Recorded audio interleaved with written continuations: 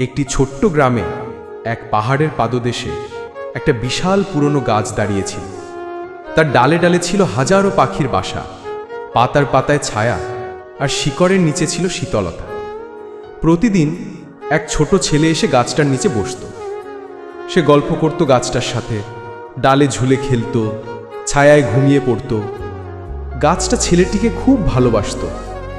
একদিন ছেলেটি দুঃখী মুখে এসে বলল, আমি বড় হতে চাই, আমার কিছু টাকা দরকার।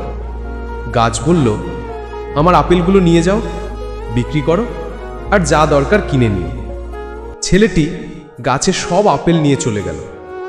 অনেক বছর পর আবার এলো সে, এবার ক্লান্ত ও চিন্তিত। আমাকে একটা বাড়ি চাই, আমি বিয়ে করতে চাই। গাছ বলল, আমার ডাল কেটে নিয়ে যাও, বাড়ি তৈরি করো।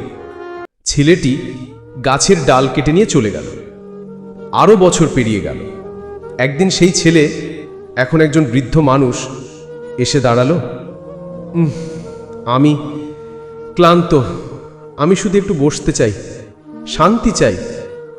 গাছ বলল, আমার কিছু নেই, আর শুধু একটা পুরনো গুড়ি রয়ে গেছে, কিন্তু তুমি চাইলে বসে বিশ্রাম নিতে পারো।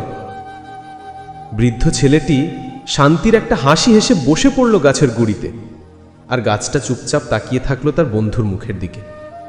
প্রকৃতি, ভালোবাসা আর নিঃস্বার্থ বন্ধুত্ব কখনো কিছু চায় না। শান্তি পাওয়া যায় তখনই যখন আমরা ছোট ছোট জিনিসে সন্তুষ্ট থাকতে শিখি।